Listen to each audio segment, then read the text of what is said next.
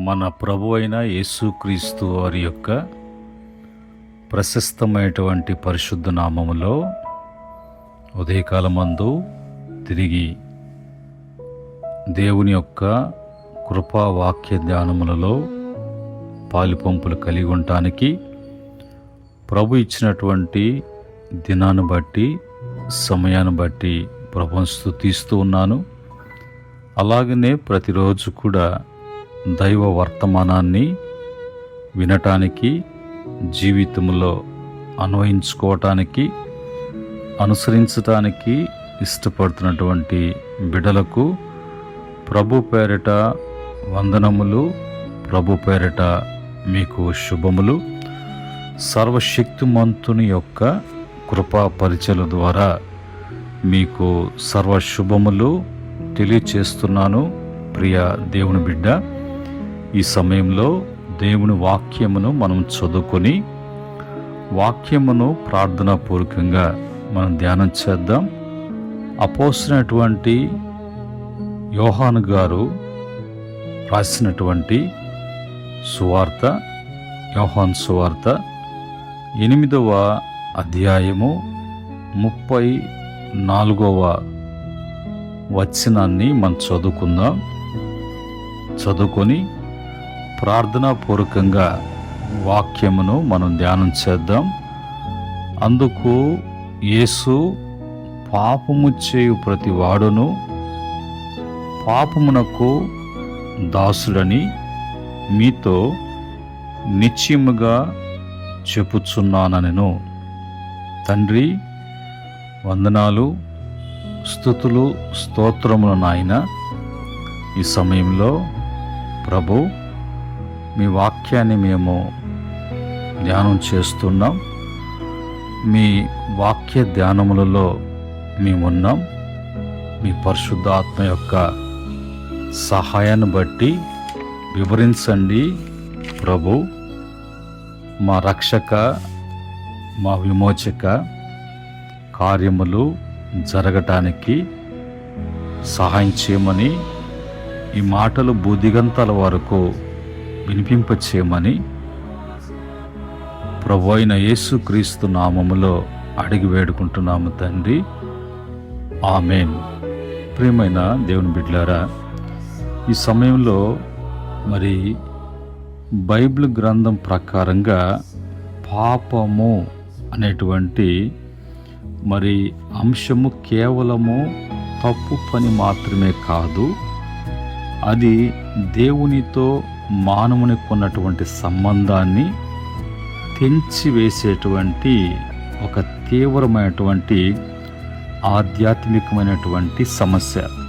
ఈ విషయంలో బైబిల్ లేఖనాలు ఆధారముగా మనము చూసినప్పుడు, మొదటిగా బైబిల్ ప్రకారము పాపం అంటే ఏమిటి అన్నప్పుడు, బైబిల్ పాపాన్ని రకరకాలుగా నిర్వచించింది. ఇది కేవలము మనుషులు పెట్టుకున్న నిబంధనలను ఉల్లంఘించడం కాదు, సృష్టికర్త అయినటువంటి దేవునికి వ్యతిరేకముగా తిరుగుబాటు చేయడము. ఏమిటి అది అన్నప్పుడు మనం చూసినట్లయితే ఆజ్ఞ అతిక్రమమే పాపము. దేవుడిచ్చిన ధర్మశాస్త్రాన్ని లేదా ఆజ్ఞలను మీరడమే పాపము.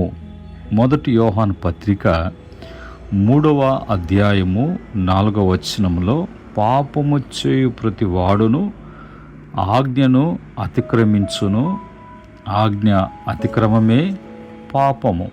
ప్రభు చెప్తున్నటువంటి మాటలు, ప్రభు నేర్పిస్తున్నటువంటి క్రమము, ప్రభు అది తన యొక్క ధర్మశాస్త్రం ద్వారా అది ఆజ్ఞ రూపముగా, అది ఆజ్ఞ క్రమములో, ఆజ్ఞల మార్గములో ప్రభు నడుచుకోవాలి అని మనకు ధర్మశాస్త్రం ఇచ్చినప్పుడు, దానిని మరి ఉల్లంఘిస్తూ వ్యతిరేకముగా ప్రవర్తిస్తున్నటువంటి ప్రవర్తన ఆజ్ఞ అతిక్రమం. రెండవదిగా తప్పిపోవడం. మరి ఏంటి తప్పిపోవటము అంటే, దేవుడు మనిషి కొరకు నిర్ణయించిన పరిశుద్ధమైనటువంటి ప్రమాణాలు లేక వాగ్దానాలు అందుకోవటంలో విఫలము కావడం. ఎలాగా, ఎందుకని, ఏమిటి? రోమపత్రిక 3వ అధ్యాయము 23వ వచనంలో, ఏ భేదమును లేదు, అందరూ పాపం చేసి దేవుడు అనుగ్రహించు మహిమను పొందలేకపోతున్నారు. తప్పిపోవటము, దేవుని వెంబడించటములో, దేవుని మార్గములో నడవడములో, దేవుడు చెప్పినట్లుగా జీవించటములో, దేవుడు చేయమన్నట్టుగా చేయడములో, దేవుడు ఉండుమన్నటువంటి రీతిలో ఉండడములో, అన్నిట్లో కూడా తప్పిపోవటము అనేది అది పాపము చేయటానికి, పాపములో ఉండటానికి, పాపములో పతనం కావటానికి దారితీస్తుంది. మూడవదిగా, మంచి చేయకుండా పోవడం కూడా పాపమే. తప్పులు చేయడం మాత్రమే కాదు, మంచి చేయాలని తెలిసి కూడా చేయకపోవటము బైబిల్ ప్రకారంగా పాపమే. కాబట్టి మేలైనది చేయనెరిగియు అలాగా చేయని వానికి పాపము. ఇక్కడ మరి ఏంటి అంటే, మంచేదో చెడేందో వివేచించటానికి మనిషికి దేవుడు ఆ వివేకము, వివేచన, విచక్షణ జ్ఞానము ప్రభు ఇచ్చారు. అయితే తెలిసి కూడా, చేయాలని తెలిసి కూడా, ఇవ్వాలని తెలిసి కూడా, పెట్టాలని తెలిసి కూడా, జరిగించాలని తెలిసి కూడా చేయకపోవటము అనేది పాపముగా ఎంచబడుతుంది. నాలుగవదిగా, విశ్వాసము లేకుండుట కూడా పాపం. దేవుని మీద నమ్మకము లేకుండా చేసే ప్రతి క్రియ పాపమే.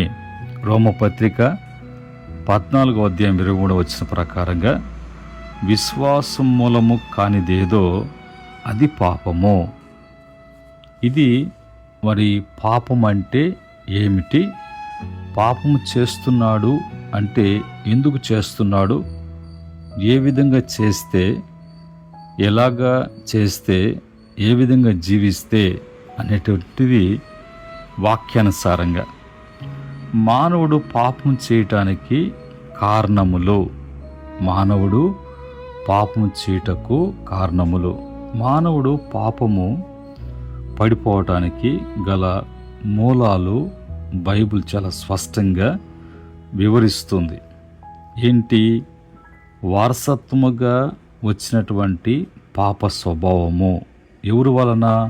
ఆది కాండములో ఆదాము మరి అవ్వ చేసినటువంటి ఆజ్ఞ అతిక్రమించి మరి తోటలో నిషేధించబడినటువంటి పండును తిన్నారు. ఆనాటి నుంచి ప్రతి మనిషి పుట్టుకతోనే పాప స్వభావాన్ని కలిగి ఉన్నాడు. దీన్ని భక్తుడైనటువంటి దావీదు అంటాడు, కీర్తన 51:5 ప్రకారంగా, నేను పాపములో పుట్టినవాడను, పాపములోనే నా తల్లి నన్ను గర్భమున ధరించెను. అలాగా సర్వమానవాళికి అది సంప్రాప్తమాయను అన్నట్టుగా వాక్యం ద్వారా మనకు తెలియచేయబడుతుంది. అంతరంగ దురాశ, అంతరంగ దురాశ. సాతానుడు మనల్ని బలవంతముగా పాపము మరి చేయలేడు, బలవంతంగా పాపము చేయించలేడు. మన లోపల ఉండేటువంటి స్వార్థపూరితమైనటువంటి ఆశలే మనల్ని పాపములోనికి లాగుతాయి. యాకోబు పత్రిక 1వ అధ్యాయము 14-15 ప్రకారంగా, ప్రతి వాడును తన సొంత దురాశల చేత ఏడవబడి మరుకొల్పబడినటువంటి వాడై శోధింపబడును. దురాశ గర్భం ధరించి పాపము కనును. పాపము చేయటానికి మరి కారణమేంటో. మూడవదిగా లోక ఆకర్షణలు. లోకములో ఉన్నటువంటి భోగాలు, భోగభాగ్యాలు, నేత్రాశ మనిషిని దేవునికి దూరం చేస్తున్నాయి. బైబిల్ దీనిని 3 రకాలుగా విభజించింది. 1 యోహాను పత్రిక 2వ అధ్యాయం 16వ వచనములో లోకములో ఉన్నది అనగా శరీరాశ, నేత్రాశ, జీవపు డంబము ఇది తండ్రి వలన కలిగినవి కాదు, లోకములో కలిగినటువంటివి. ఇది మానవుడు పాపం చేయటానికి కారణం. పాపము చేస్తే కలిగేటువంటి నష్టాలు మరియు శిక్ష అనేది ఏంటి?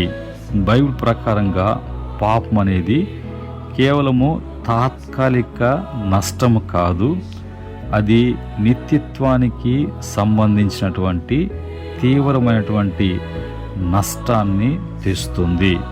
దేవుని నుండి ఎడబాటు, పాపము, పరిశుద్ధుడైన దేవునికి అపవిత్రమైనటువంటి మనిషికి మధ్య ఒక పెద్ద గోడలాగా నిలుస్తుంది. దీంతో ఉన్న సహవాసం తెగిపోతుంది. దేవునితో ఉన్నటువంటి దీని వలన దేవునితో ఉన్నటువంటి సహవాసము తెగిపోతుంది. దీనికి వాక్యము యెషయా గ్రంథము 59:2 ప్రకారంగా మీ దోషములు మీకును మీ దేవునికి అడ్డముగా వచ్చెను. ఆయన మీకు వినకుండా, మీకు కనబడకుండా ఆయన ముఖమును చాటు చేసుకున్నట్లుగా మీ పాపములే కారణములుగా కనిపిస్తున్నాయి. తర్వాత ఆత్మీయ మరియు శారీరక మరణము అనేది పాపానికి దేవుడు నిర్ణయించినటువంటి జీతము లేదా ప్రతిఫలము మరణం. రోమపత్రిక 6:23 ప్రకారంగా పాపంలో వచ్చే జీతము మరణము. ఇక్కడ మరణం అంటే కేవలము శారీరక మరణము కాదు, దేవుడి నుండి శాశ్వతంగా వేరు చేయబడేటువంటి ద్వితీయ మరణము, రెండవ మరణం లేక నరకము అనేది పాపము చేస్తే కలిగేటువంటి నష్టాలు. తర్వాత మనస్సాక్షి మొద్దుబారిపోతుంది. అంటే నిరంతరము పాపము చేయటం వలన మనిషిలో మంచి చెడులను గుర్తించేటువంటి మనస్సాక్షి మరి ఏమైపోతుందంటే చనిపోతుంది. లేదంటే వాతవేయనటువంటి మనస్సాక్షిగా వారు పాపాలు చూసి భయపడరు. 1 తిమోతి పత్రిక 4:2 ప్రకారంగా తమ సొంత మనస్సాక్షికి వారు ఏం చేస్తున్నారంటే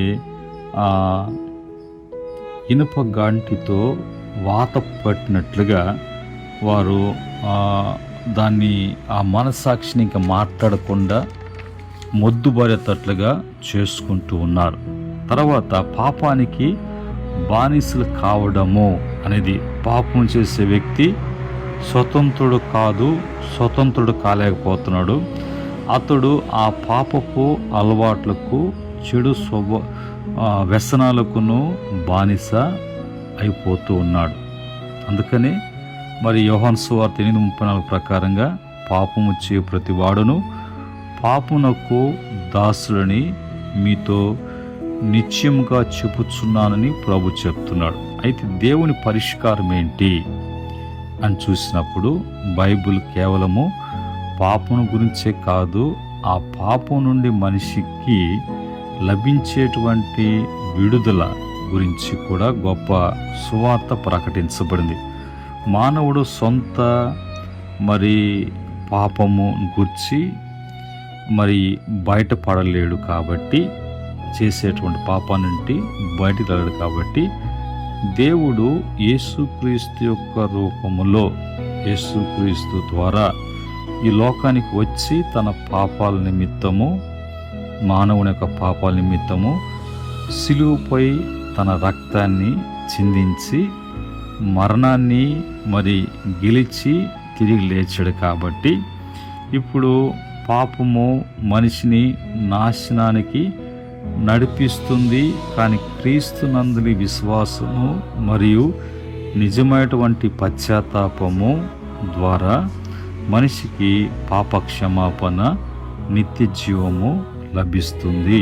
అలాగే విడుదల కావాలి అని అంటే 1 యోహాను పత్రిక 1వ అధ్యాయము 7 నుంచి 9 వరకు ఉన్నటువంటి మాటలు, ఆయన వెలుగులో ఉన్న ప్రకారము, వెలుగై ఉన్న ప్రకారము మనము కూడా ఆ వెలుగులో నడిచినట్లయితే యేసు రక్తము ప్రతి పాపము నుంచి మనలను పరిశుద్ధపరిచి, విమోచించి, మనల్ని బలపరిచి, తిరిగి ఆ పాపములోకి, ఆ వ్యసనంలోకి, ఆ మరణంలోకి, ఆ శిక్షలోకి, ఆ నరకములోకి, ఆ యొక్క పతనములోకి వీటిలో కూడా మనం పోకుండా కాపాడేటువంటి దేవుడు ప్రభు అయిన యేసుక్రీస్తు.